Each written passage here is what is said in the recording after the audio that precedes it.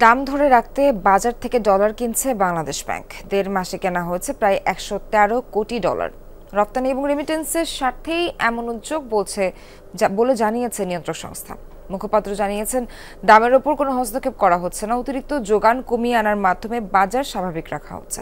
এই উদ্যোগকে ইতিবাচক হিসেবে দেখছে ব্যাংকাররাও।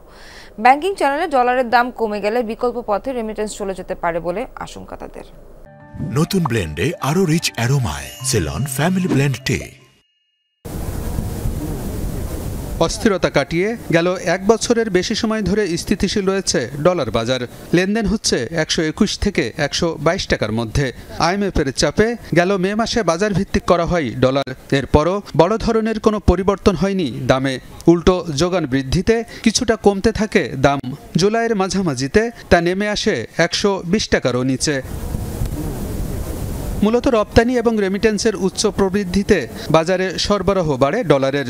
এর সাথে যোগ হয় বৈদেশিক ঋণ, বাড়ে রিজার্ভের পরিমাণও, যার প্রভাব পড়ে বিনিময় মূল্যে। দাম স্বাভাবিক রাখতে বাজার থেকে ডলার কিনতে শুরু করে বাংলাদেশ ব্যাংক। ১৩ জুলাই কেনা হয় ১৭ কোটি ডলার।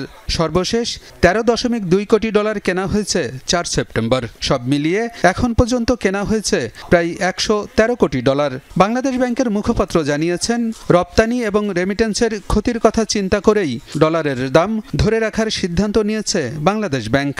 যেহেতু ডলারের প্রাইস কমে যাচ্ছে, অধিক যোগানের কারণে যোগানটাকে কীভাবে কমিয়ে আনা যায় বাড়তি ডলারটা আমরা বাংলাদেশ ব্যাংকের কবজায় নিয়ে আসব। এই কারণে আমরা হস্তক্ষেপ করি যাতে ডলারটা খুব বেশি ফল না করে প্রাইসটা। রপ্তানি এবং রেমিটেন্স মিলিয়ে চলতি অর্থ বছরের প্রথম ২ মাসে দেশে আসে ১৩.৫ বিলিয়ন ডলারের উপরে।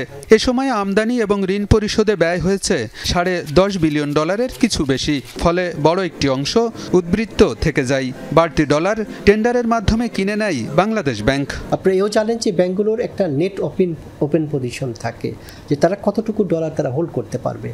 তো যখন ওই পরিমাণ ডলারের বেশি তাদের হাতে চলে আসে, তখন তারাও চায় কেন্দ্রীয় ব্যাংকের কাছে ডলার সেল করতে। এটা কোনো মার্কেট ম্যানিপুলেশন বলবো না, শুধুমাত্র ডলার প্রাইসটাকে স্টেবল রাখার উদ্দেশ্যে বাংলাদেশ ব্যাংক প্যাসিভ ওয়েতে ইন্টারভেন করে, দ্যাট ইজ ক্রয় করে অথবা বিক্রয় করে। বাংলাদেশ ব্যাংকের এ উদ্যোগকে ইতিবাচক হিসেবে দেখছেন ব্যাংকাররাও। বলছেন, এর ফলে ব্যাংকগুলো বাড়তি ডলার বিক্রির সুযোগ পাচ্ছে, না হলে রেমিটেন্স সংগ্রহে অনাগ্রহ দেখা দিতে পারে বলেও মনে করেন তারা। ব্যাংকগুলো কিন্তু আগে বাংলাদেশ ব্যাংক থেকে ডলার নিত, তাই না? ডলারের তাদের ক্রাইসিস ছিল।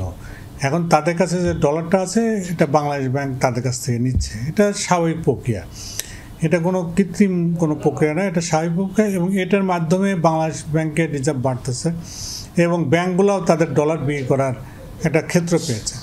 তাই মনে করি যে এটা ভালো উদ্যোগ। গেল অর্থ বছরে দেশে রেমিটেন্স এসেছে ৩০ বিলিয়ন ডলারের উপরে, যা আগের বছরের চেয়ে ২৬% বেশি। আলমগীর হোসেন, যমুনা নিউজ, ঢাকা।